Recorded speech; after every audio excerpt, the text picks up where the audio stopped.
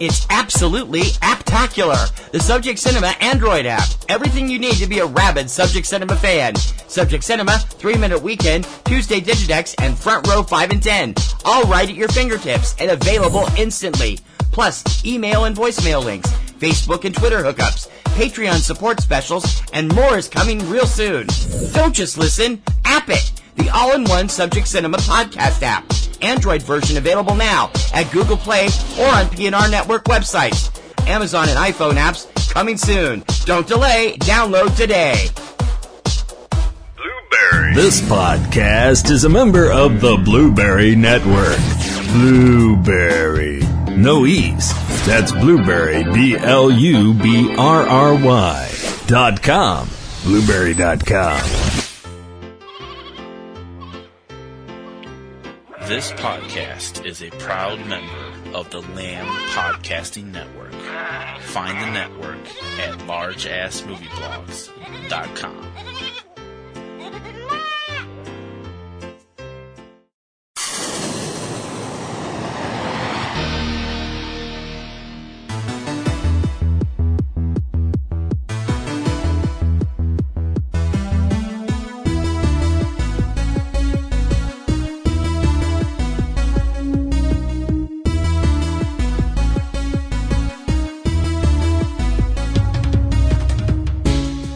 On air, online, on now. From the hub of the universe, Boston, Massachusetts, USA, this is Subject Cinema, with your hosts, T.C. Kirkham and Kim Brown.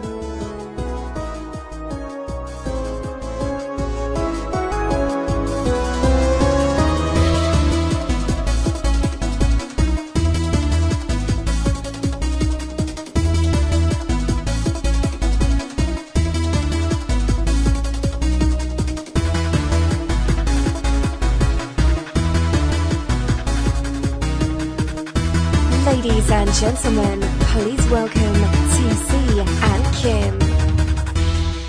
Hey guys, we're back. Hi. Took us a long time. Yeah, it did. Sorry about that. Mm-hmm. Welcome to Subject Cinema. I'm TC Kirkham. I'm Kim Brown. Hi, welcome real back. movies for real people, Yep. and every week a new topic for you to peruse, and Subject Cinema number 614 is no exception. Mm-hmm.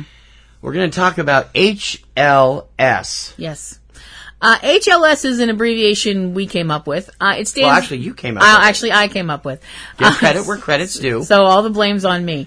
So what HLS stands for is Hollywood Lemming Syndrome. Now, we should probably explain that a little bit. Lemmings are little furry critters that became pretty. I don't think anybody really knew what a lemming was until a Disney documentary, True life documentary, Dr. Evil quotes, which came out, in the 50s. In the 50s, yeah, which sent forth the idea that lemmings, when they are migrating, if they reach a cliff, they just jump off and just try to get to the other side, and just that all of the lemmings will all jump off because one lemming jumps off. It's the whole thing if your friends jumped off a bridge, would you do it too? Yeah, everybody's mom told them that. Well, the thing is, because of this movie, everybody assumed that lemmings commit what basically amounts to mass suicide. As it turns out, that's not entirely accurate. Nope. The people who were making the movie basically herded the lemmings off of this cliff, and some of them swam to safety and some of them did not. So basically they drowned a bunch of animals to make a movie. Disney! Anyway, but the whole idea of just following the crowd blindly, sometimes to your detriment, has now been that term lemming tends to mean that kind of a thing. In this case, it's not following the crowd so much as it is following the spending crowd. Yeah. Or attempting to follow the money, or attempting to make your own money by following somebody else's idea. Right. Hollywood Lemming Syndrome is the idea that because one studio comes up with an idea, makes a movie that makes a little bit of money, everybody else has to jump on this idea and instantly churn out their own version of whatever. And strangely enough, I think this first started in a big way in the 1970s with the disaster movies. The movie's Airport was a monster hit for Universal, and within 5 years, you had all the major studios making disaster movies, some of which were big budget, like the Poseidon Adventure, Towering Inferno. You can hear all about these on Catastrophe Vortex when we return shortly, and other stuff. And then there were also piles of excrement, like The Big Bus, Avalanche, The Swarm, which was big budget, but it was excrement, and more. So I think that's when that first started. I don't know if I entirely agree with you. I would actually, now this is my own interpretation. You think it goes back further? I think it goes back even further. Okay. Well, whenever anybody sees somebody make money, everybody else thinks, well, hell, I can do that. Now, whether or not you decide, I can do that. Whether or not you decide you can do it better or whether you can do it cheaper depends on how good or bad your movie turns out to be. I would actually throw forth the theory that it started even earlier than what you're saying, with the fact that you had the kaiju films of Japan. Oh, well, that's true, too, yeah. Which, they made an enormous amount of money. And well, they made a respectable amount. They didn't make they started a whole new genre, right. Kicked open a whole new door and started a whole new genre. The thing is, people in other countries saw, let's even back up. Let's back up a little further. Sorry, I still have a little bit of recovering cough, from a cold. Let's look at the kaiju films. Look at, obviously, the greatest kaiju film of all time, Gojira, the granddaddy of them all, the one that started everything, for Toho Studios in Japan. Daiei Studios saw the money that they were raking in with Godzilla and went, well, we need to do that too. So, along comes Gamera the Invincible. Now, And the children everywhere. There we go. Now, Gamera... Or Gamera. Or Gamera, depending on which you dub you get. Gamera is a different character than Godzilla. It has...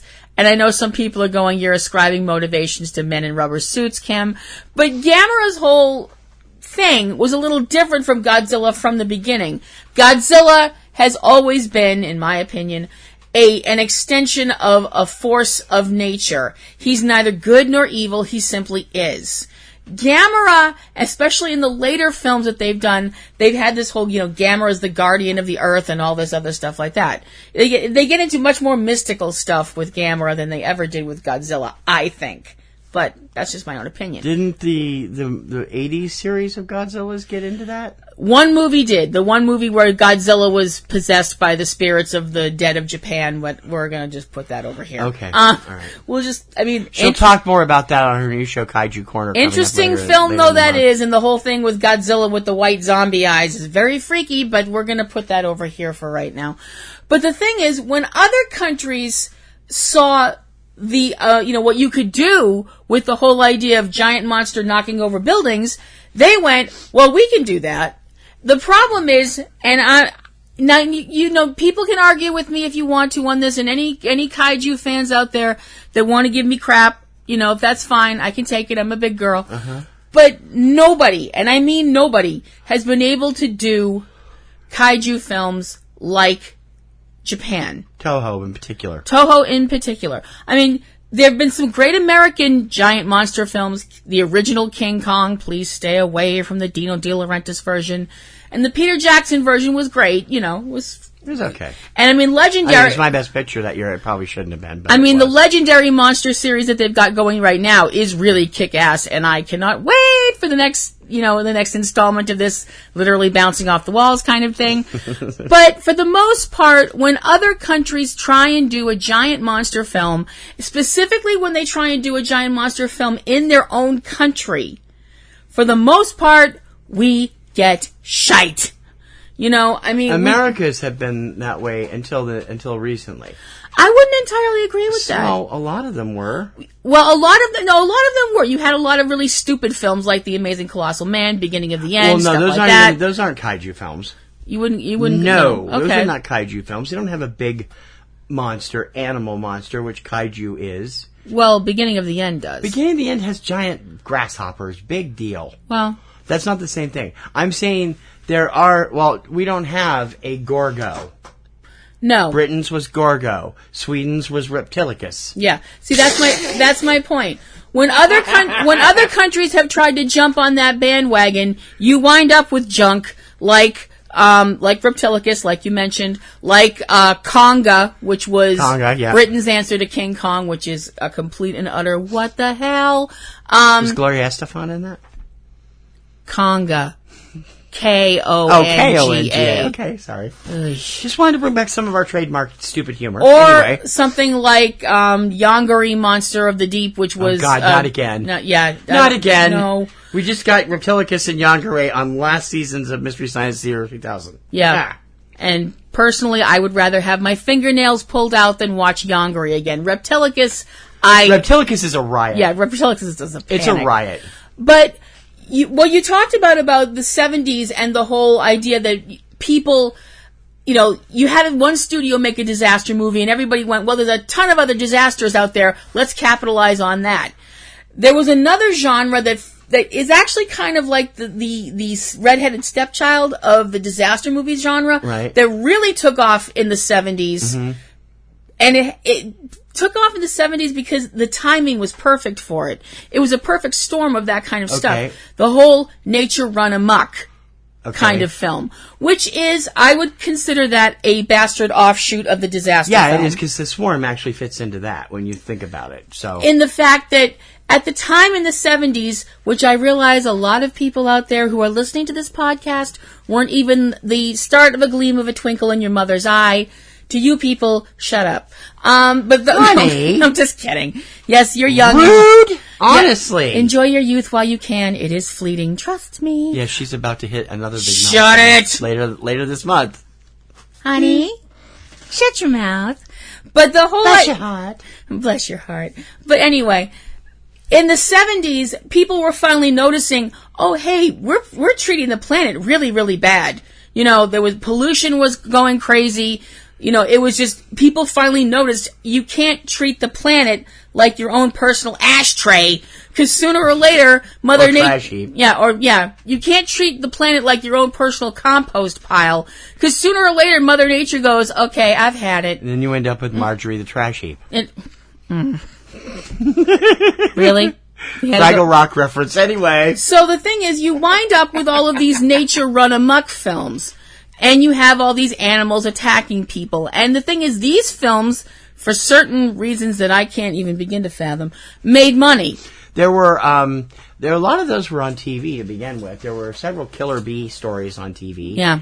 Britain actually had one early. They were the first to do it in 1967. Yeah, the Deadly Bees. The Deadly Bees was actually different though, because most of the Killer Bee films, like you mentioned, which came out in the 70s, because there were two things in the 70s that people were just crazy about talking about: Bigfoot and Killer Bees. I mean, there's plenty of Bigfoot movies too. Yeah. But the Deadly Bees was different in the fact that I believe those were regular bees that were programmed to kill people because of the sound but or something. But it still started off the bee trend, I think. I think you're right. When you get, there was a TV movie called Killer Bees with Gloria Swanson. There was a bunch of other smaller... The Swarm, like you mentioned. The Swarm and the bees were all over the place, and so were movies like Food of the Gods, and The Kingdom of the Spiders. Yes. And these were all films that even an absolutely terrible piece of dreck, and this also goes into the animal on a rampage thing, but it doesn't deal with the whole nature thing, at least in the original film. You have, one of the tent pole of the granddaddy of them all when it comes to summer blockbusters, Jaws. Jaws triggered its own subgenre. Yes. The giant killer shark movie. Or just the thing coming out of the ocean to eat you movie. It's not a killer shark movie because although Great White, which was the Italian ripoff, right? Mm-hmm. Yes. That eventually got barred, didn't it? The Italian film Great White, which starred the late Vic Morrow and Joseph Franciscus, I think, which I actually saw in the theater. James Franciscus? Huh? James Franciscus? What did I say? Joseph. Oh, I'm sorry. Yeah, James Franciscus. Okay. I apologize. Joseph. I actually remember seeing that, and anybody from the New England area, hold on to your hats because you're about to have a major flashback. I saw that at the General Cinema in Peabody, Massachusetts. Not there anymore. Which is not there anymore. It's a Barnes & Noble now. Sitting there now. Yeah. I remember seeing that by myself, which was, I'm kind of thinking to myself, what the hell was my mom thinking letting me go to this movie because it's, it was such a ripoff of Jaws 2 that I believe they were actually sent to cease and desist by United Artists. Yeah. Because, I mean, you can have a Universal. movie. United Artists was the one that handled I'm sorry. White. Yeah. I'm sorry, you're right. Backwards. Yeah. But you can have a movie, I mean, it's a big ocean, so you're going to find a lot of sharks out there. But when you have a movie that's almost word for word a ripoff of Jaws 2, something scarier than sharks get involved, and that's lawyers. So, but that is a shark. What are you talking about? Well, that's why sharks don't attack lawyers, Yeah. Professional courtesy. Right. But there was also you had Orca, the whole Orca with Richard Harris. Yes. Tentacles. Yes. One of my guilty tentacles, the better. One of my guilty pleasures, but I will be the first to admit it is a terrible, awful, horrible movie. That got John Huston, Henry Fonda, Shelley Winters, all these big name stars to do it. I'm like, Henry Fonda for 2 seconds. He's in it. He's in it longer there.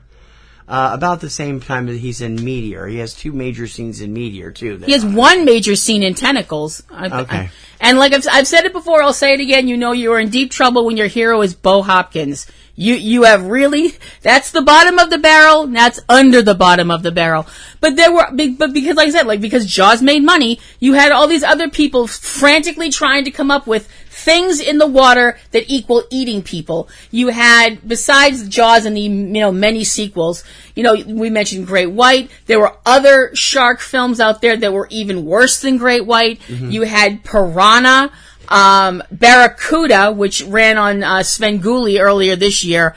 Oh God, that movie's terrible. Sweet Caroline, that movie Never is ever just, want to see whoa. that movie again, ever. I mean, talk about a movie that is just so incredibly, unbelievably bad. Alex Jones at the end, too. And it's got one of the most depressing endings. Yeah. And the thing is, you know it's going to have a depressing ending because it's an animal horror movie from the 70s. They all have depressing. Yeah, I know. It's like you're sitting there going, well, when's it going to happen? Well, there it is. Technically, 1980s Blood Beach also fits into that category because it's about a monster under the beach, but it is a living, breathing monster. It's a living thing eating nubile young things in bikinis and such. And stuff, obviously you can't talk about jumping on bandwagons and such and not mention the slasher genre.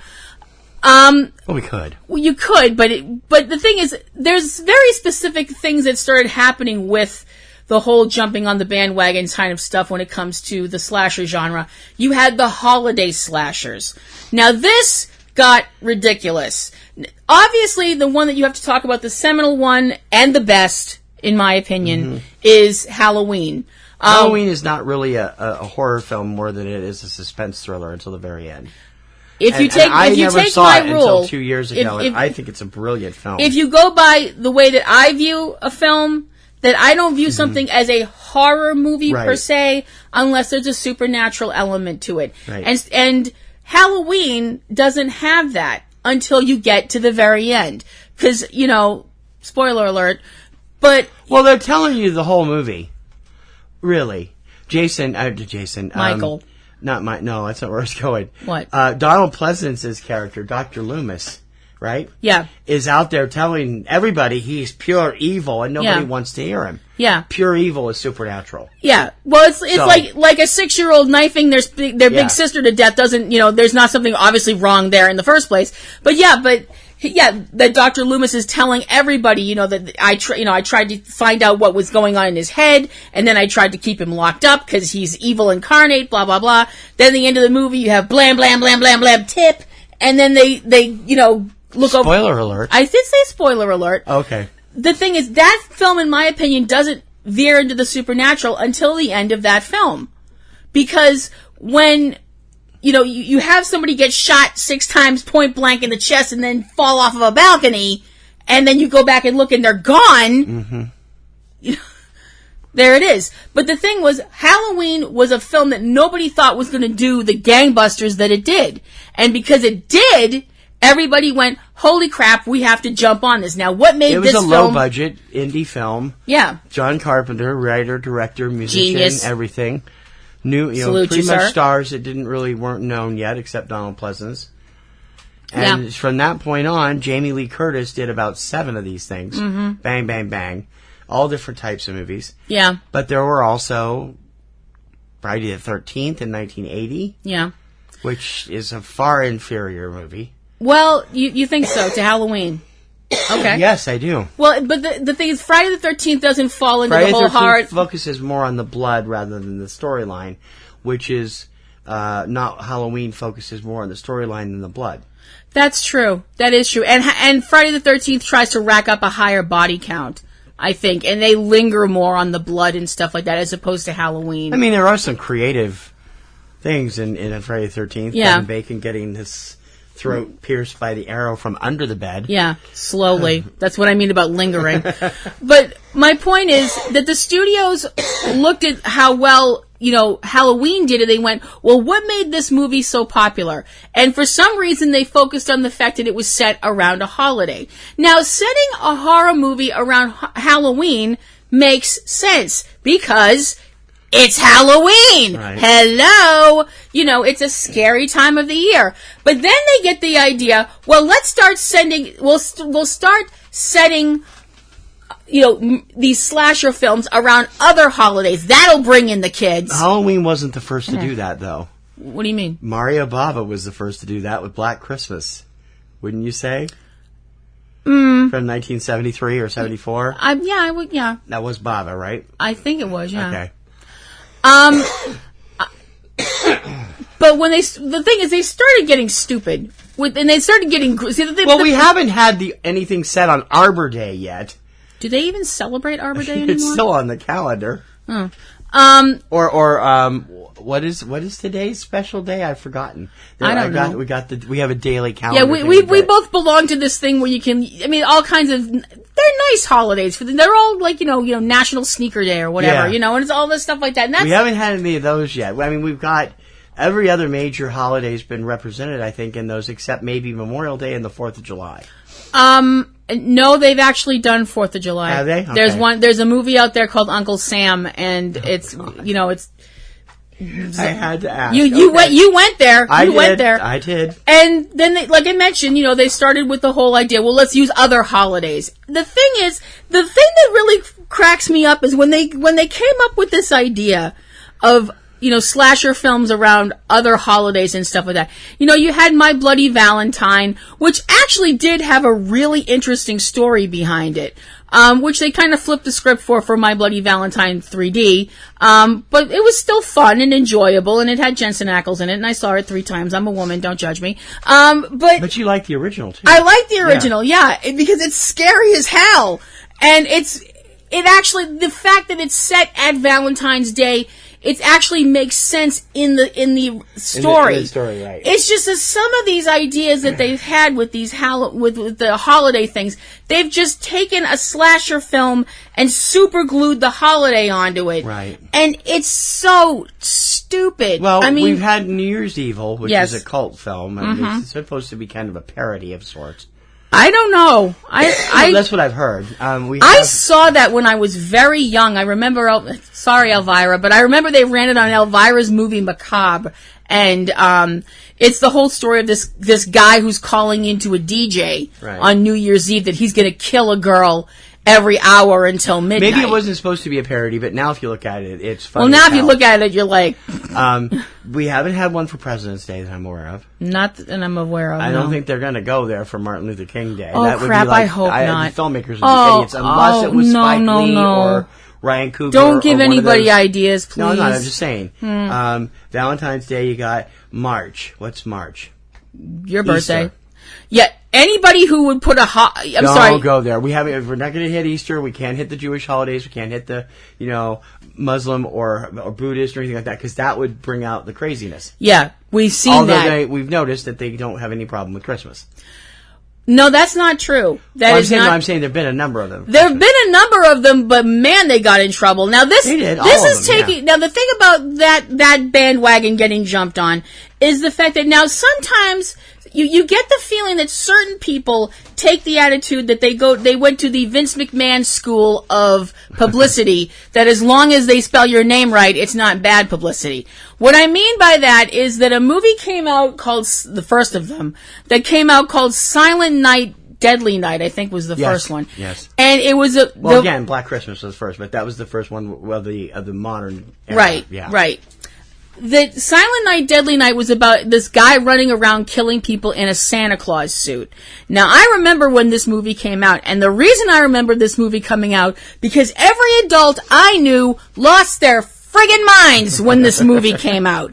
Now, I don't want to make it sound like my parents were oblivious to stuff like this, but for the most part, they were just like, well, she's gonna watch those horror movies, and if I was watching the super gory things, they'd be like, click, no, that's going off. Your parents would not have let you watch Herschel Gordon Lewis. Oh, no. My father probably would have been like, that is the fakest thing ever, and if you're afraid of that, I'm embarrassed for you. Well, he has a point there, too, especially on Blood Feast and a number of others movies. Yeah. But, they're fun to watch. But he would have been right. Yeah. But my point is, I remember when Silent Night, Deadly Night came out, because my mother, who really didn't usually have much to say about stuff like that, was just like, oh, the things they try to get away with, oh my goodness, blah, blah, blah, blah, blah, blah, blah, blah. And the problem is that being a young person at the time, that just made me want to go see it. Because it was like, ooh, this is pissing off the parental units, must go. And of course my mother was like, you are absolutely, unequivocally not going to see that movie ever, don't even think about it, young lady. But they've done these, holiday horror movies, and they've hit the saturation point with them, but I really do think that people have finally gotten to the point where it's like I said, we haven't had an Arbor Day one, we haven't had a Flag Day one. But we have had Thanksgiving. Yeah, and that's, those are parodies. Yes, they are. And from what I've heard, damn gory and damn funny ones. There's 3 of them, and we haven't seen them. About talking turkeys attacking people, and I'm like, which actually didn't that start as one of the fake trailers in between? No, that was actually Thanksgiving. That was called Thanksgiving. It was a fake trailer in it was in the fake trailers in between the Grindhouse movies. Yeah. The Robert Rodriguez, directed by Eli Roth. So you knew that tells you something right there. But what brought up this whole topic, the whole idea, Lemming thing for us for our return show, right, was that we were talking about certain genres that get run into the ground when it comes to films because somebody makes money. Now, the first thing that popped into my head about that were you don't like the term young adult novels. What term? No, that's the term. I don't remember what I said that you didn't like, but young adult novels. A lot of young adult novels have made it. Well, you can't. Young adult novels are fine, but they're a specific type of young adult novel. Mm-hmm. You're talking about the dystopian future young adult novels. Yeah. Well, there's 2 types. We're not talking about like Perks of Being a Wallflower. We're not talking about Twilight. These are movies that portray the future as something other than what it is. Right. Well, they're portraying the future as complete shite. Right. The thing is, they're a specific type of. For the most part, they're young adult book series. Right. They're not usually standalone books. Sometimes they are, but for the most part, they're not.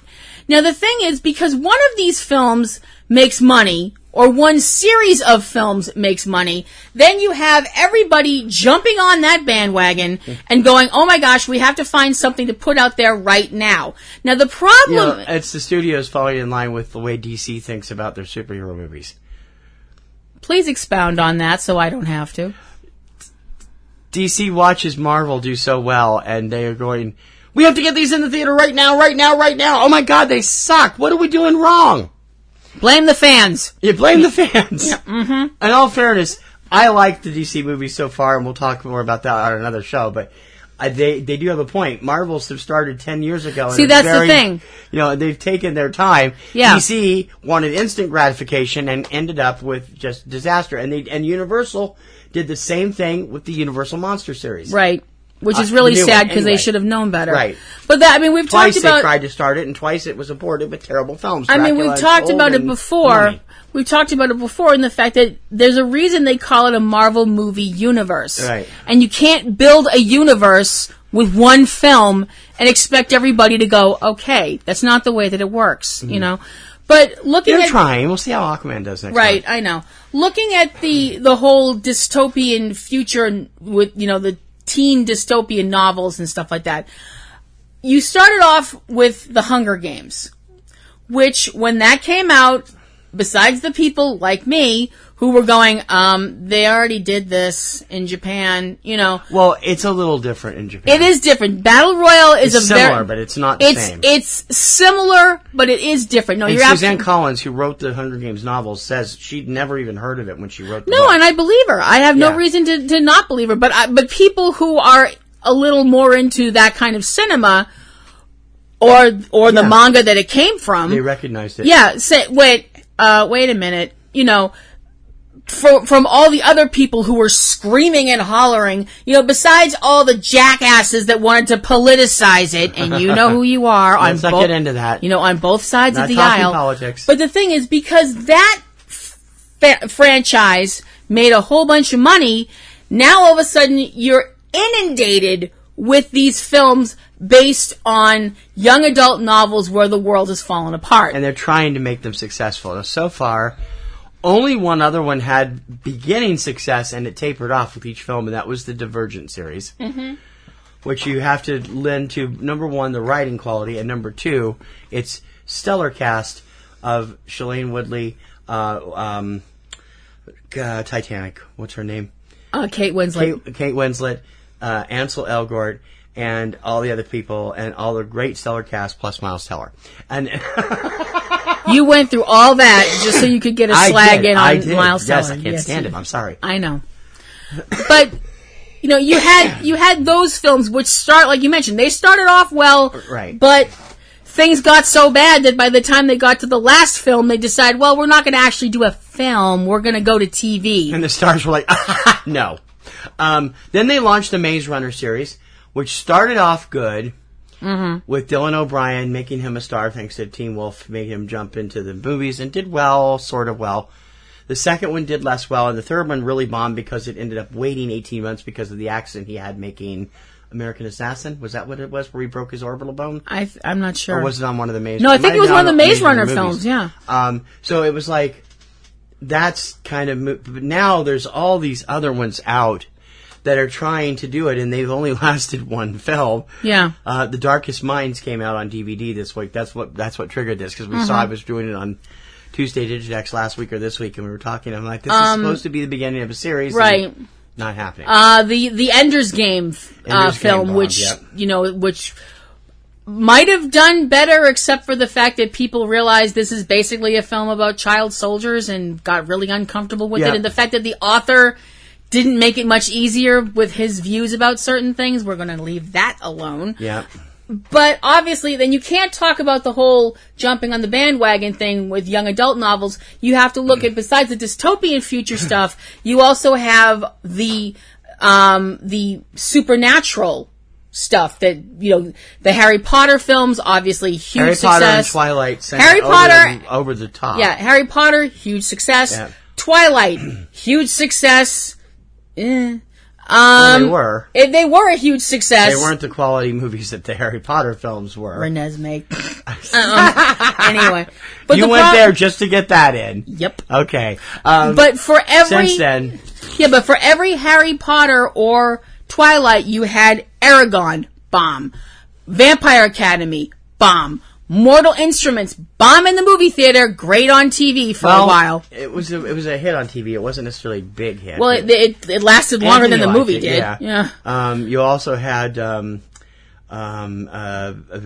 Vampire's Assistant. Yeah. Come and go in one film, that was another thing Hollywood was doing. Spiderwick Chronicles. Taking a film, smushing 8 books into 90 minutes, like they did with Spiderwick Chronicles and with Vampire's Assistant, and both of them bombed. See, the thing is, Hollywood seems to have this big problem with book series where they either stretch it out too far and you wind up with something that's kind of like a piece of gum. Like The Hobbit? That you...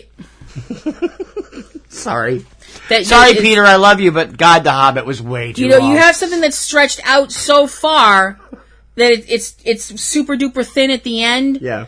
Or you have something where it's like, well, we don't want to make 12 movies. We'll just take, a 12-book series, screw that. We'll just take 8 books and shove them into a 2-hour film. They're guilty of doing that with the Percy Jackson series, too, which not only was those based on a series of books, but they completely redid the protagonist, who is 12 in the books. Yeah. 10 or 11, 12, somewhere in there in the beginning book. And I realized Logan Lerman played him in the first 2 movies, and he was 17, 18. And I realize it's a completely different genre and all that stuff like that, but when Robin was brought into Batman way back in the day in the comics, he was 10. The last time I looked, Chris O'Donnell was not 10. Neither was Burt Ward. Well, I know. So there. Well, yeah. But there's a reason for that. Well, yeah, and we're going to not touch that either. Yeah. But the problem is, like, the really ironic thing is the one series of books that they've done so far as films that they've done, in my opinion, well, in regards to not squashing a whole bunch of things into one thing, right, is the Narnia books. They've done the first 3 books in the Narnia series, and they've done them in order. 4, right? They haven't done the Silver Chair yet. They did The Lion, the Witch, and the Wardrobe. They did Prince Caspian. They did The Voyage of the Dawn Treader, and the next one in the series is the Silver Chair. Okay, right. Now, ironically, a different studio has done each film because they haven't been monster hits at the box office, but they have a fandom. They do. Now and they have a fandom who is extremely. I wouldn't say that they're toxic. I definitely wouldn't call the Narnia fans toxic for the most. I don't think they're like a lot of fans of other books that are turned into movies. Because somebody isn't wearing a dress that was blue in the book and is green in the film. Twilight. That people scream and holler and want the director's head, or people who are like, oh, it was a really great movie if you don't know the source material. Hi, Stacey! But I think that's really interesting that for the most part, and the Narnia books, which jump back and forth in time, I'm going to be really interested to see what they do if they keep doing that, because they jump back and forth in time. They have different people as the protagonists, and especially, I'd like to see if that's actually going to happen, if they make all of the books and get all the way to the end, specifically the last book, The Last Battle.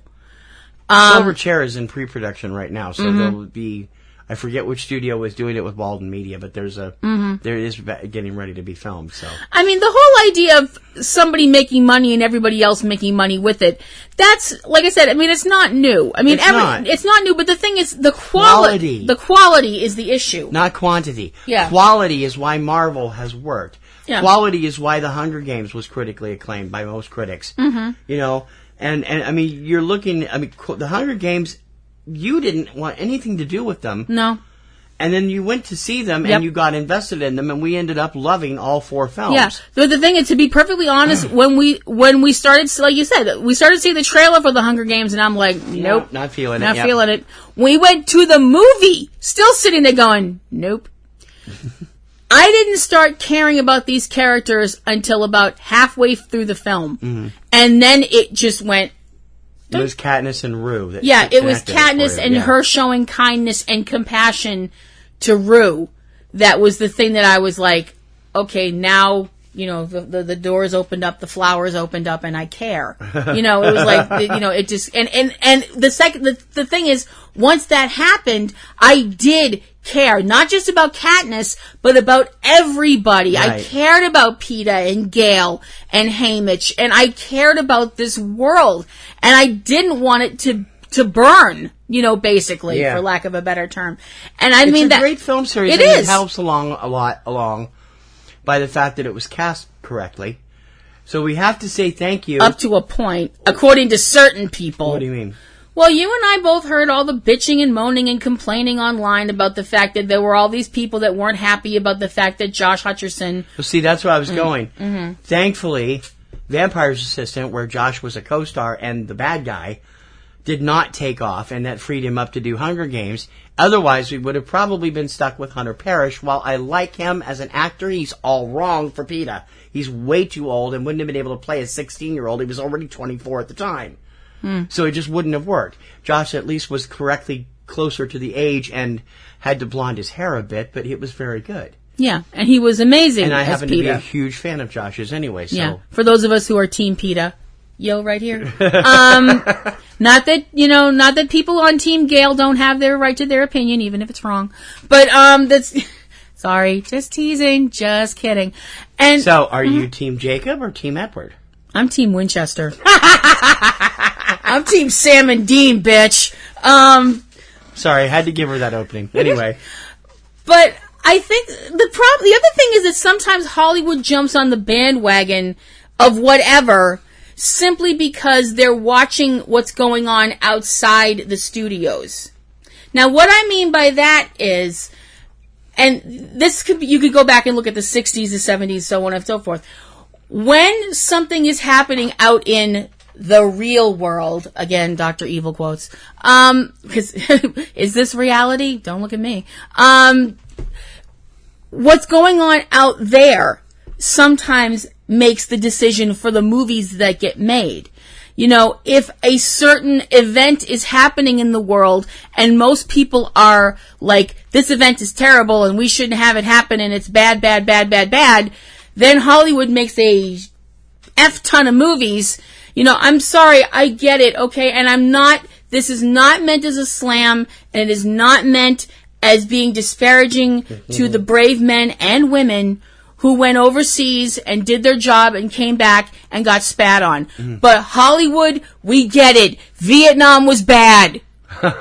We get it, we get it, we get it. Yep. We got it back in the 70s. We get it. We got it in the 80s. We got it in the 90s. We got it in the noughties. We get it now. You never approved of Vietnam. We understand. Now, please make a point. She is saying, Hollywood never approved of Vietnam. Sorry, I had to take a drink. Right? Yes. Okay. Yes.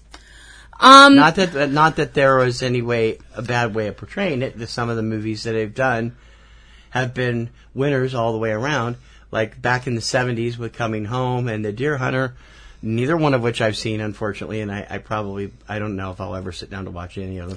Apocalypse Now, and so on and so forth, more so than the more modern ones. Platoon, another big one from the 80s.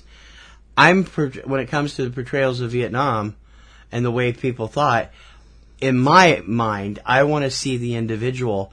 And I think Emile Hirsch did a terrific job in finding, taking Woodstock. Unbelievable. There were so many films that came out, even some of them during Vietnam, about the men that came back, and the films were all about these men being violent, being rapists, being murderers, and all this stuff like that. And I was like, what the hell? These were men that went over and were trying to get out of a terrible situation. What the hell is wrong with you? You look at a film like First Blood, which I know a lot of people are going, are you kidding? But not really, no. No, it does. It talks about Vietnam. Yeah, this film looked at what happened to a man like John Rambo, who went over there as a soldier and came back as a weapon. And instead of coming back to a country that welcomed him home, he was treated like crap and had to react the only way that part of his mind could remember how to react. Mm-hmm. Now, a lot of people would look at that and say, well, that's being negative toward Vietnam vets, and I don't think it is.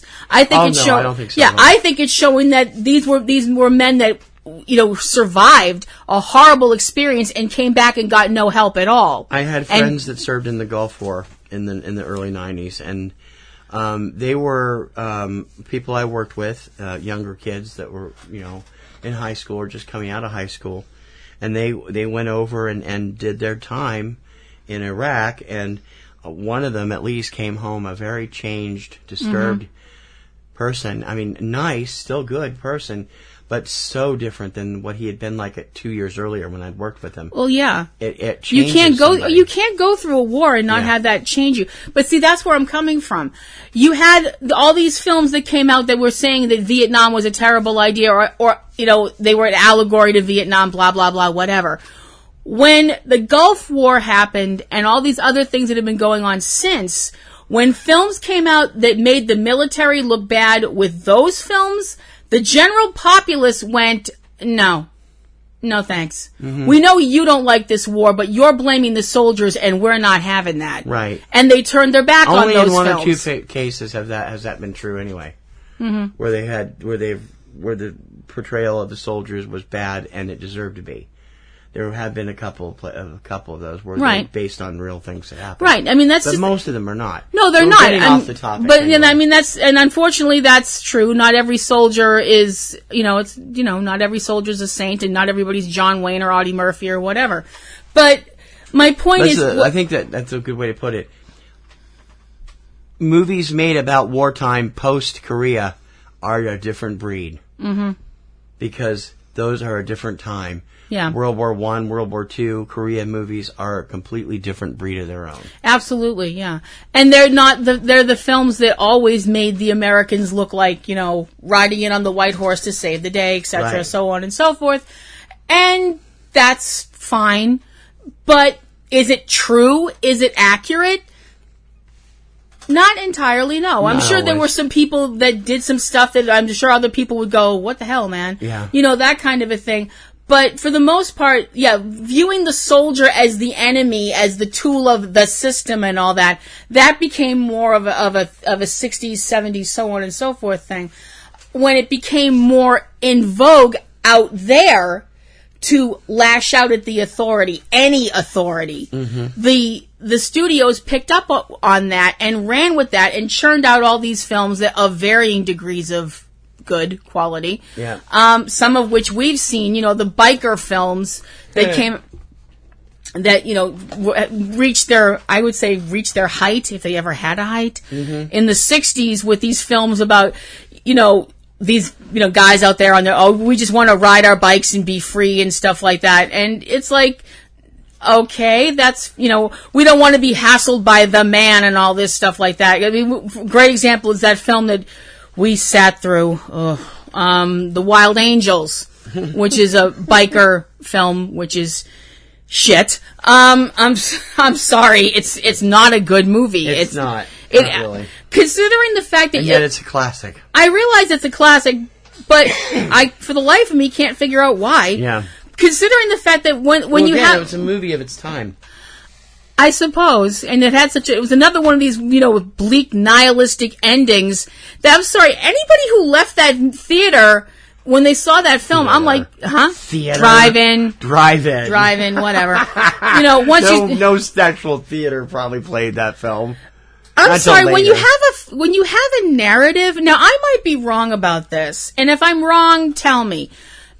And I'd actually like your opinion on it if you wouldn't mind giving it to me. When you have a narrative, shouldn't there be at least one character in the film that you like? Yes. Just one? I mean, just one character in the film that I mean, a lot of narratives have films now. Not narratives today. Some of the films out right now are being talked about as not having a single character you like, but yet the movie's excellent. It's like, that usually doesn't float for me. So. I don't. Yeah, I'm sorry. If it's a narrative, I want one character that, if not that I like, at least that I care about in one way. I mean, the cast of the Wild Angels, these are people that, they're scum. They're scummy people. And it's not because they're motorcycle people, it's because they're freaking neo-Nazis. Yeah. Peter Fonda, Bruce Dern, Nancy Sinatra, Diane Ladd, which is where Bruce and Diane met, and a number of other people. I mean, they're freaking neo-Nazis. It's not a question of the biker thing, but it's like their whole thing is, we don't want to be hassled. No, it's not that you don't want to be hassled. You're doing drugs and beating people up and stuff like that. Anyway. But I think that, like I said, that's where I'm going with this. So the whole, what goes on outside also influences the studio as to the kind of films they make, and then other people see that one film will really explode and everybody jumps on that wagon and everybody has to try that style. Yeah. And I can't think of any example even more, concise. Mm-hmm.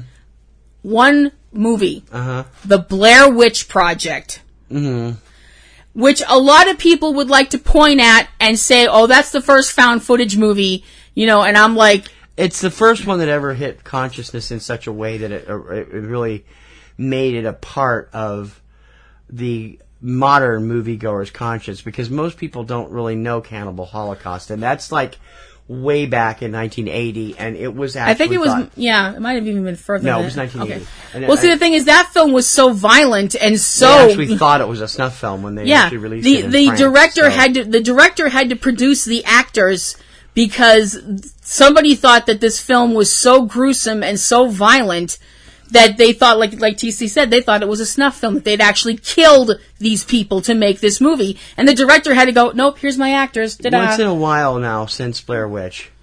I mean, they did actually kill animals, which is distasteful. But I'm sorry, make your point about Blair Witch. But Blair Witch came out, and everybody went crazy. Everybody lost their minds about this film. Was this real? Did this really happen? Blah, blah, blah, so on, so forth, so on.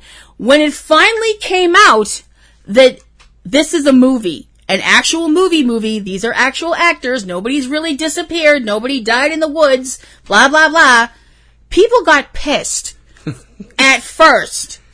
And then they realized, wait a minute, we fell for it, it's our fault. Yeah. People got, to use a wrestling term, worked. The thing is, they got worked, but they liked it. Yeah. Whether or not they wanted to admit it at the time, they liked it. And people went, well, okay, the studios went, all right, well, if they liked that, let's give them this. And you've had found footage films in genres where I'm like, what? The sad thing about the found footage films are so many of them don't work. No, they don't. Now, it does help in a good way that when you do find one that does work, it works really well. So you had Blair Witch, which kind of threw everybody for a loop. You didn't really get another one in a big way until the 1-2 punch of Paranormal Activity and Cloverfield, which hit within a year of each other. Completely different genres. One is the horror genre, the other was a kaiju movie. And it was, incredibly well received. The best version of a found footage really came out of Norway, Troll Hunter, which was spectacularly good. And it was funny as hell, and it was scary, and it was realistic. And they made that movie on a $50,000 budget, I think they said, as opposed to $25 billion for something like Cloverfield. And I'm like, it was way better. I mean, I love Cloverfield, but Troll Hunter was just stupendous. Right. But my point, and you're right. I mean, there have been some really great films that have come out of the found footage genre. But for the most part, if you looked at kind of tried to measure up which, you had great films and bombs, I think the great films would be kind of up here, and the bombs would like tip the scales more the other way. There doesn't seem to be a middle ground with those either. No, they're either really good or they really suck. But when you wind up, Chronicle was up there with the really good. Chronicle was really good as well. But when they decided, let's make a comedy in the found footage genre, I was like, huh? But Project X turned out to be a bit of a surprise film, and that was found footage. I mean, it was. It was. But there's so many Cinema Verte. Yeah, there's so many found footage films that just they tried to make a quick buck. Devil's Due, The Devil Inside, which infuriated people. Pissed about how bad that was. Oh, the end of that. Well, I'm sorry. The end of that movie. The end of the movie is a black screen of a couple of little lines, and then go to this website. What? I'm sorry, I would have been out The reason they tried that was because it worked with Cloverfield. Cloverfield started with a massive viral marketing campaign with all of these bits and pieces of stuff, as J.J. Abrams loves to do. He was the executive producer of the movie. And then they wove all that around, and it actually connected to the characters that were featured later in the film, and which we also took advantage of ourselves when we did Manhattan Hammerdown earlier this year. It's like, okay, this is interesting. And then they kept doing it and kept dropping new tidbits here and there for what became 10 Cloverfield Lane 10 years later almost, and then Cloverfield Paradox? Paradox, which dropped on Netflix in January. And dropped reviews. Is apparently the right word. Yeah. And now there's, what the heck is the name of it? Overlord? Overlord, which was rumored to be part of the Cloverfield franchise, but is not. It is not. It is not. It is definitely. It is not. Okay. It is completely separated from that. Mm-hmm. I think if there's one person that I think pretty much kind of sums up what happens when other people jump on your work and, try and do their own thing to make money, I think there's one name that just has to automatically spring to mind: George Romero. Mm. George Romero, we're not worthy. Who basically invented an entire new genre of horror films in the seminal Night of the Living Dead, which has its 50th anniversary this year. Last month, yeah. Oh, sorry. Tiny existential crisis there. We went to a 4K restoration screening last week, and it was glorious. It was absolutely glorious. It was the first time we've been to the theater, too. Yeah, I know. It made some of us realize just how truly old we are. Yeah. But the thing is, you had Night of the Living Dead, which was lightning in a bottle, and everybody saw what happened with that film and went nuts. You're still getting them in World War Z and all these other films. Right. They're not zombies, but... They're crack zombies. They're crack and infected. They're not even crack zombies. They're infected. They're infected people. Yeah. See, I think it might be said better that they're not zombies. They are suffering from zombieism. That would be more accurate, yeah. Because it's a virus. Right. That's good. I like that. Just like Twilight's is a virus, they're suffering from vampirism. Yeah. And sparkly emo bitchiness. But you had... But you had, George, who made this film, and up till, there had been zombies before that in films like I Walked with a Zombie and White Zombie. Those were actual zombies, though. Those were zombies in the traditional sense of zombies, right, as they appear in the religion of voodoo. The idea of raising a dead person to go use as slave labor. They're not, they did actually kill people in those movies. They'd strangle people or whatever. But they're not running around eating people or shambling around eating people, because we don't do running zombies in this house. They're not eating people. What? One exception. What? Warm Bodies. Well, they weren't running. They weren't shambling. They weren't running, but they weren't shambling. And that movie was genuinely funny as hell. Yeah. It really was. A zom rom-com. Yeah. Try and say Despite that the fact times it's Nicholas Hoult, who I'm not a big fan of. See, I am. So anyway. But, you had zombies up till that point, but they were just there. Boom. And they were a threat because, and they were scary because it's a dead person. But what George did, combining the zombie and the ghoul and coming up with a completely new hybrid creature. Zool. No, that's from Ghostbusters. Ghoulie? No, we can't do that. No, we can't do that. Sven will get upset with us. Anyway, the nouveau zombie. Oh, we're not doing that. What you got in Night of the Living Dead, where you combined two different kind of monsters, the fear of infection, the claustrophobic feel of the film, the ending, which is one of the most WTF punch in the groin endings ever. Yep. And people saw that this was getting people talking. And after a few months. After a few months. And then other people went, well, I can do that. And you had all these other people making zombie films. And you had all these other people adding more to the mythos about zombies and what makes a zombie and how you can kill a zombie and so on and so forth.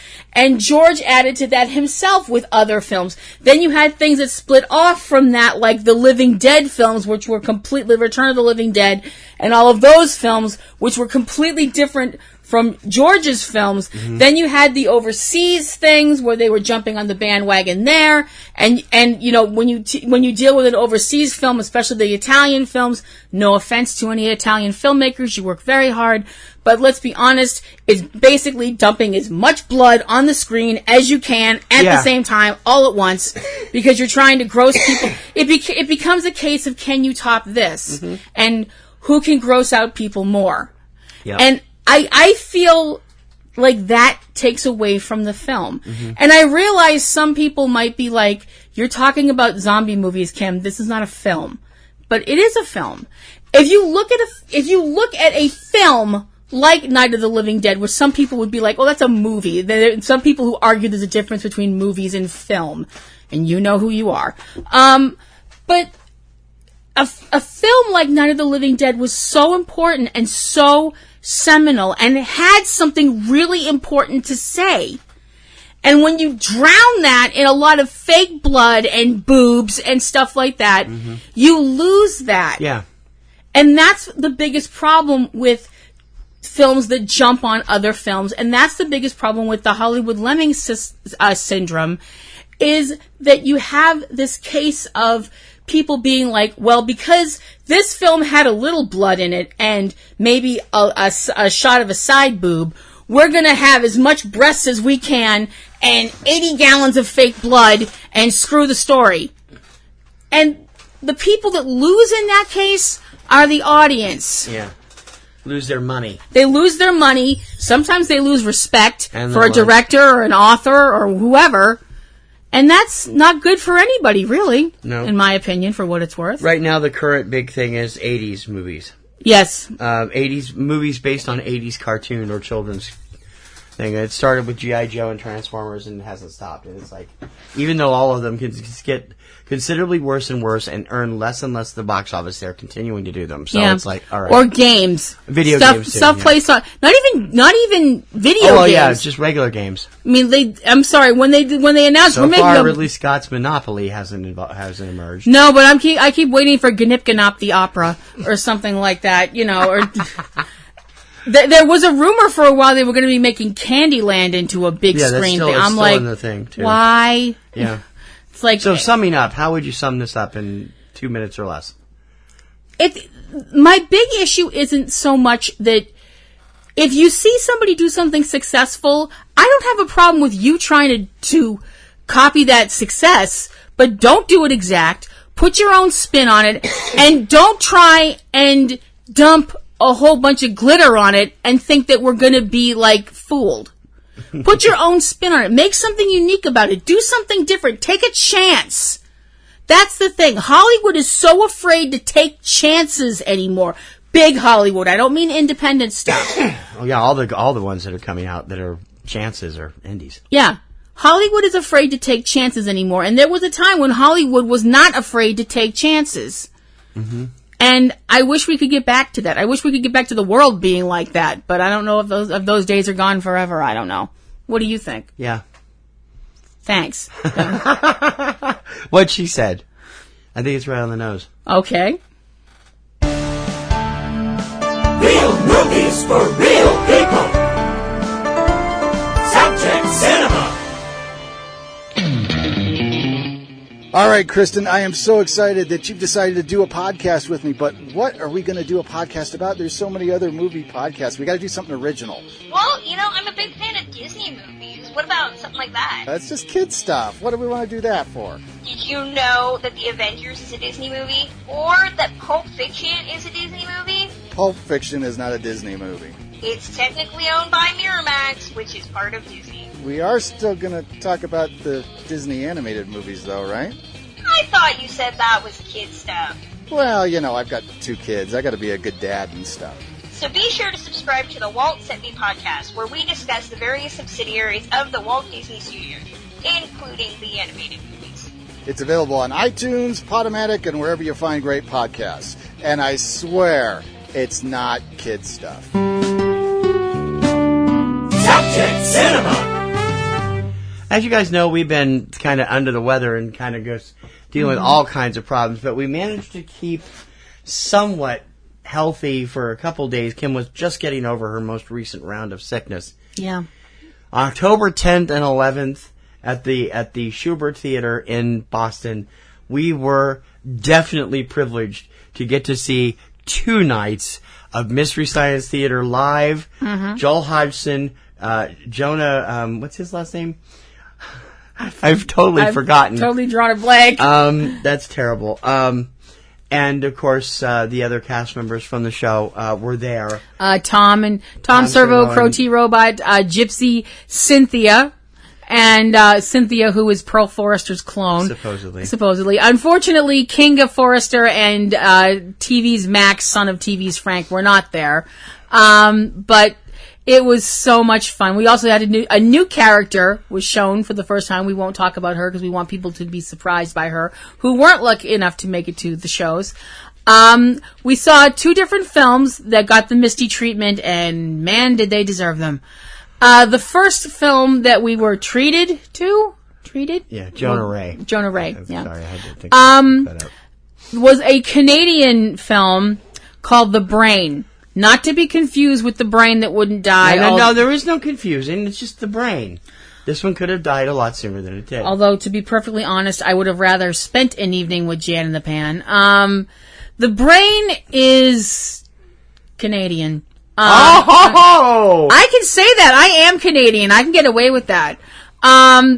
It's the story of a small town that most of the adults therein have been enamored with a TV show done by a psychiatrist, and it's all about self-help and blah, blah, blah. Supposedly. As it turns out, he has an evil agenda.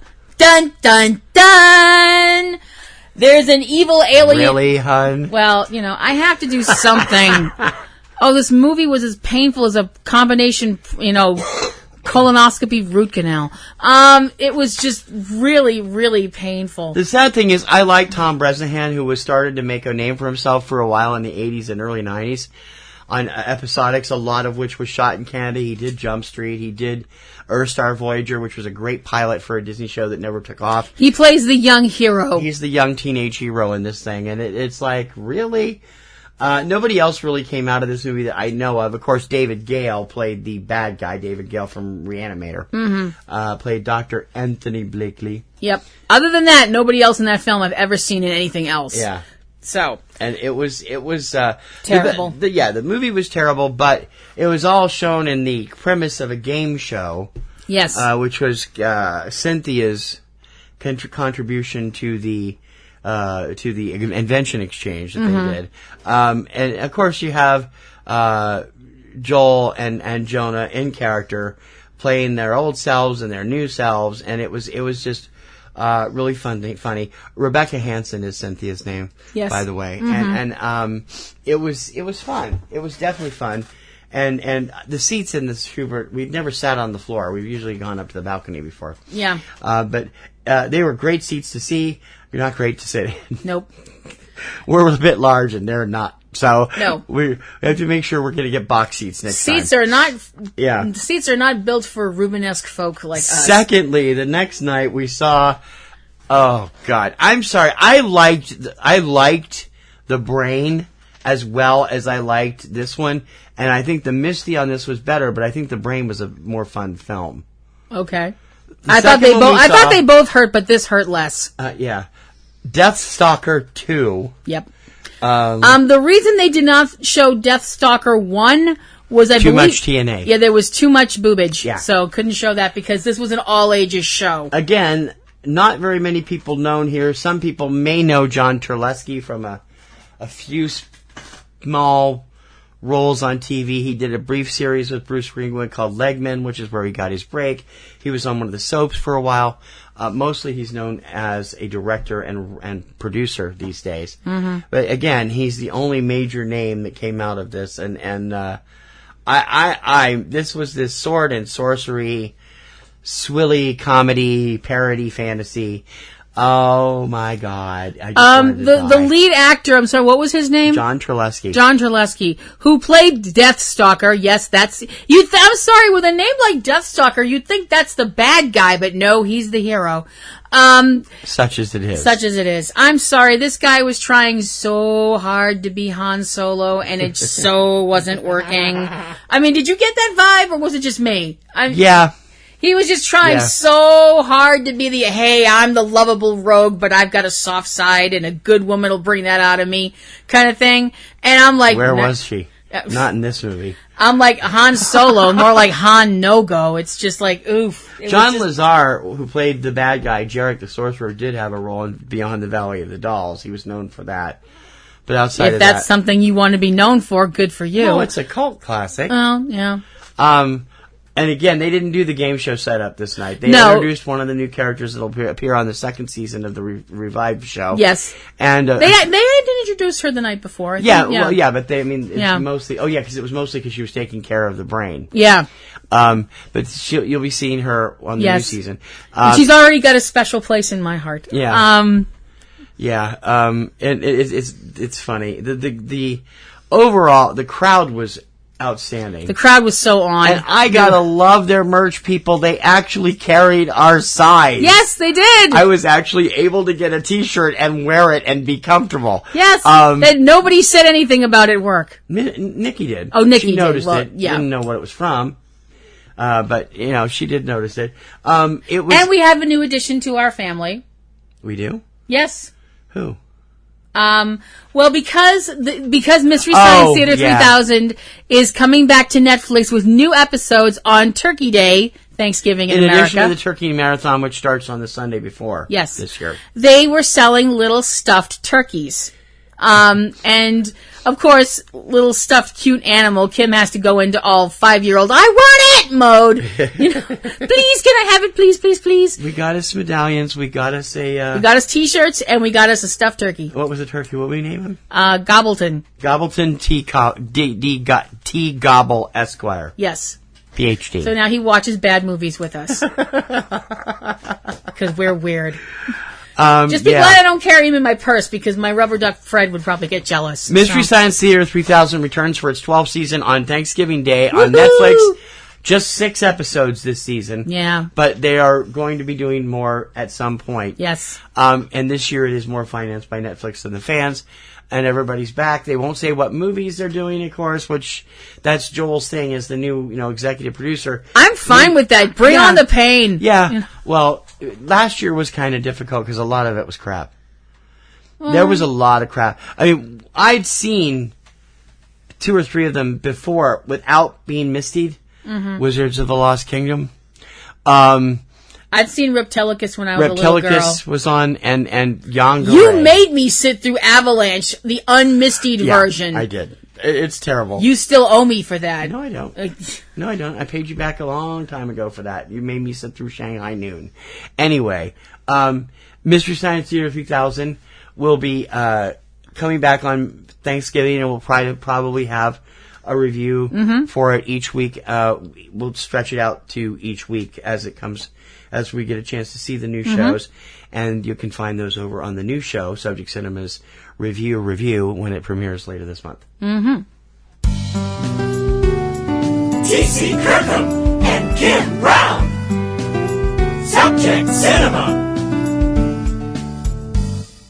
We hope we will be here on a regular basis again. We've really been having all kinds of health issues. Yeah. Kim and I kept passing back this cold. I never really got sick all the way, but I caught her cough, and it was, I didn't get the head part of it. I didn't get and it was driving me crazy. I did that little 20-minute show at the beginning of October. I'm sorry that's all we got up. It was really just crazy. I kept the 2 mini shows going as best I could. Now we are back to our full potential. We're still sick, but we're mostly over it and getting there. So hopefully as we get closer and closer to the end of the year and we start playing catch up with all the stuff we need to do for the Poppies and Rosies and stuff coming up in December, that we will be balancing things out more. Before we go anywhere, let me tell you, if you've missed it, if you haven't been watching it, if you haven't seen it, you haven't been visiting our websites, we have a brand new dramatic presentation available on our YouTube site.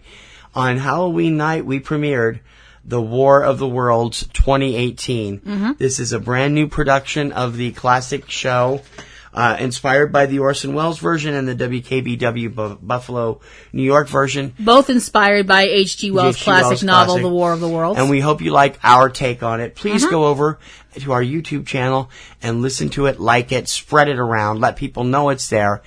And again, it's a 90-minute presentation. Yep. It came out exactly at 90 minutes, which I was floored by. It is audio only, unlike Manhattan Hammerdown, which is a video because it's got all this ETS stuff in it. It's audio only, and I hope that you will truly like it and let people know. And if that's the trigger for it, for you to become a patron for us, we greatly appreciate it. We have a Patreon account. We depend on you for our support. We do not do ads, and we do not have advertising on the sites, and except for plugs from our shows and other things we're connected to, not for pay yet. And we hope that you will take the time to join us. There will be a completely revised rules up on Patreon in the next week, and levels and stuff for what all the perks you can get and the shows you can get. We have new Patreon-only stuff premiering later this month. And you can do that at patreon.com/PNRNetworks. Run down our other shows, would you? Well, there's Platinum Rose's Garden, which is of course, get yours in first. Well, you're the one that's always telling me to be more like, don't run myself down and stuff. Okay, fair enough. Platinum Rose's Garden is my Supernatural podcast where I look at the week's episode of Supernatural. We're in season 14, so hopefully you'll come check that out over at PlatinumRosesGarden.com. We also have, TC has a solo show of his own, being a disaster movie junkie, which he is. Catastrophe Vortex will be back a week from next week.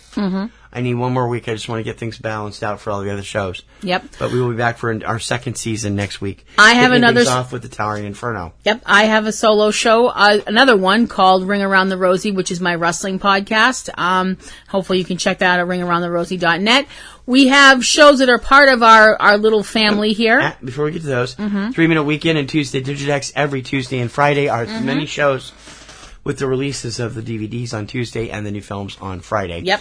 And those are also available at eCinemaOne.com. And the Kirkham Report right now, the last few weeks, is a little behind because of some issues that were going on with YouTube. That's been pretty much leveled off, and they will be coming back up on I'm going to get them all caught up in the next week or so with all the weekly stuff that was going up, plus all the usual features. I have discovered I won't be able to do one of my best features because quite a few of the songs are blocked on YouTube. So I won't be able to do one on one I really wanted to do. But those will be coming back in the next couple of weeks at thekirkhamreport.com and on our website at YouTube, which you can get to on links on our website. Now, as I mentioned, we have other members of our little happy family. Those would include Eric and Valerie and their kids and in-laws and mailmen and meter readers and dogs and whoever else they can get on their show. And that's on Cavebabble. They are some very fun people. They talk about movies and games and music, and Cavebabble eats odd things and all kinds of crazy stuff like that. They're over at Cavebabble.com. And Anthony Lamberti has his own video show now. It's a really fun show over at his website, comicgrotto.com. It's called Aunt B's Nerd Grotto. Comics, movies, TV, all kinds of stuff from Anthony's unique points of view. He has also had some issues that he's taken some time off, but they will be new stuff coming up in the next week. And we hope that you will listen to him and you watch him as well. Yep. Plus, don't forget, as we said earlier, our brand new show, War of the Worlds 2018, is up. Don't forget to check out Manhattan Hammerdown As It Happened, which was our original dramatic podcast. It is a 10th anniversary Cloverfield tribute and is available also on our YouTube site and at its own site, manhattanhammerdown.com. Yep. And we got more in the works. 3 brand new shows premiering. Oh, Front Row 5 and 10 will be back this week. Yes, that's our list show. On Thursdays, right here on Subject Cinema's feed. And 3 new shows premiering on Patreon in the next 4 weeks. We have Review, which is our review show.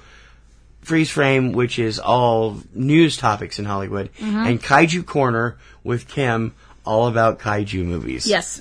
Those will all be fun.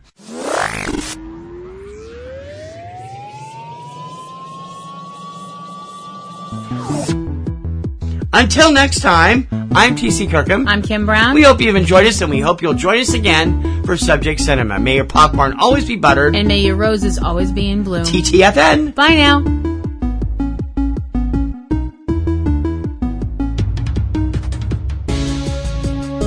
You have been listening to Subject Cinema with hosts T.C. Kirkham and Kim Brown. Subject Cinema is produced by PNRNetworks, Boston, Massachusetts, which is solely responsible for its content. Subject Cinema theme performed by Eric Lyon. Subject Cinema is recorded and produced using Sony Vegas products. Subject Cinema is copyright 2018 by PNR Networks under a Creative Commons license. Check out a new episode of Subject Cinema every weekend. Until next time, this is Bob Taylor for Subject Cinema, and we'll see you at the movies. That's all.